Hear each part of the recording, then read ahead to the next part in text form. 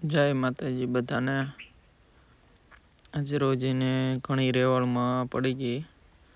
હમણે થોડાક દી થતો વિડીયો નહોતા મૂક્યા। આવી રેવળ હાલે છે। લગભગ 12-13 દિવસ થઈ ગયા છે ને ટ્રેન કરવામાં। રેવળમાં તો પડી ગઈ છે। હવે લાંબી હાલે એમ શીખવાડવાનું છે। જો આ છેલ્લો વિડીયો છે। આમ વાડી આવતા હોય એનો ત્યારે પેલા શરૂઆતમાં તો નથી હાલતી। સ્પીડ 25 એવી પોગી ગઈ છે।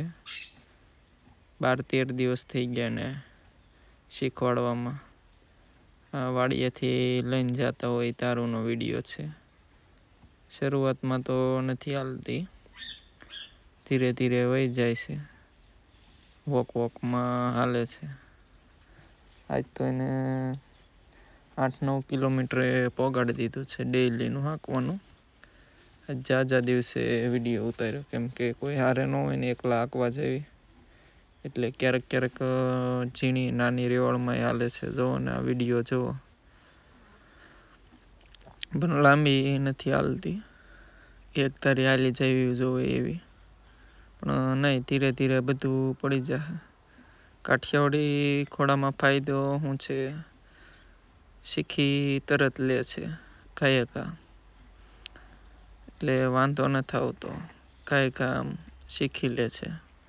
જે ખદમાં જ હાલે છે, કેમ કે શરૂઆત હતી ગરમ નહોતી થઈ, એટલે ખદમાં હાલવા મળી હતી। કાઠિયાવાડી ઘોડામાં ફાયદો દે છે, ગરમ થાય એટલે હાલવાનું જ એને ગમે। હવે તો થાકતી નથી। ઓલો ઝેરબંધ તોડી નાખ્યો છે, એટલે એમનેમ લઈ ગયા હતા। આજે નવો લેવાનો છે હવે ઝેરબંધ। મને સેડલ જેવી મજા નથી આવતી દળીમાં ત્યાં હાંકવામાં। જોને રેવાળ એટલી હાલે છે, એની હાથે જ તે પડી છે। આપણે કોઈ પાસેથી શીખ્યા નથી, આમ અનુભવ ધીરે ધીરે ટ્રેન કરી આપણી જાય તે તેને, પણ હજી આપણને ખાસો એવો અનુભવ નથી આમ ફૂલ એમ બધું શીખવાડી જ દેવી, પણ ના, ઘણો આવડી ગયો જોતામાં।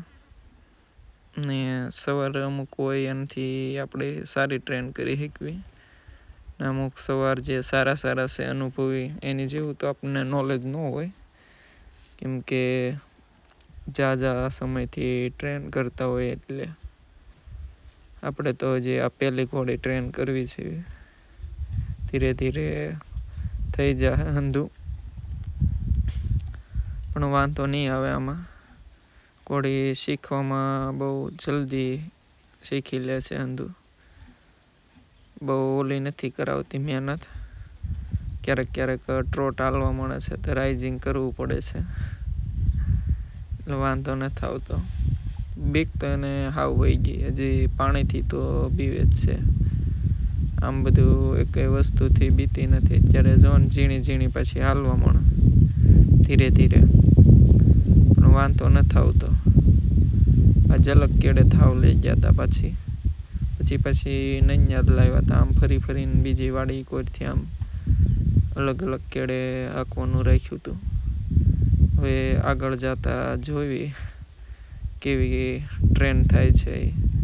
આ ઝીણીમાં પછી હાલી જ આવે છે, પછી ક્યારેક રેવાળે હાલી આવે, ક્યારેક ઝીણીમાં હાલી જાય, પછી ટ્રોટ તે, એટલે હવે 15-20 દિવસ હાંકશું ને એટલે બધું કમ્પ્લીટ થઈ જશે લગભગ।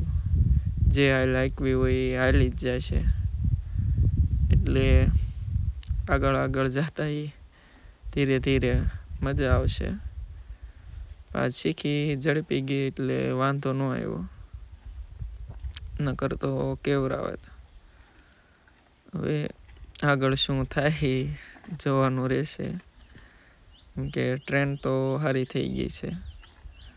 આગળ રેવાળે તે 25 એવી હાલવા મળી છે। હવે આગળ પછી કેવી કાલે, કેમ કે હાલવાનું કામકાજ રેડી થઈ ગયું છે। આ વાડીએથી આગળ થોડાક ગયા ત્યારે ઝીણીમાં હાલી ગઈ હતી, પછી ટ્રોટ થઈ ગઈ રાઇઝિંગમાં. રેવાળ કાઠિયાવાડી ઘોડા હાલે હારા ચોખા, સિંધી જેટલા ભલે ફાસ્ટ ન હાલે પણ સ્ટેમિના વાળા એમ. ગમે એટલી હાકી લ્યો એને કાંઈ થાય નહીં એમ. અનુભવથી કેવી છે, પગ ચલાય ઓછા એને, નગર થાકી જાય અમુક. કાઠિયાવાડી કઠણ આમ ને આવા પથ્થરમાં હાલ્યું જાય તો એને મનમાંય ન હોય. દરરોજ આવા પથ્થરમાં દાલે છે, કપસામાં તે કોઈ દી નખે નથી કપાવ્યા, ડાબ નથી લેવરાવ્યા, કોઈ જાતનું કાંઈ નથી, તો એમને માલ્યું જાય. એટલે કઠણ અને મજબૂત તો આવે જ છે કાઠિયાવાડી. સ્ટેમિના વાળા જો ને પછી રેવાળ હાલવા મળે પછી ખદ થઈ જાય. એટલે કાઠિયાવાડી રાઇડિંગ માટે તો બેસ્ટમાં બેસ્ટ, એની જેવા એ કંઈ ન થઈ શકે. પથ્થરમાં હાલવામાં પગને કાંઈ થાય જ નહીં એમ. કાઠિયાવાડી હાંકવા માટે સારામાં સારા, મજા આવે એમાં. એકવાર તમે કાઠિયાવાડી પર રાઇડિંગ કરો એટલે તમને આમ મજા જ આવ્યા રાખે કાંક. એટલે રાઇડિંગમાં તો થઈ જશે. સોચ પણ સારું રહ્યું અને શીખી કાંઈ લેશે, કેચઅપ તરત કરી લે એટલે વાંધો નહીં આવે. ને રેવાળ તે 30 લગભગ પોગી જશે. પછી આગળ હવે કેવી હાલે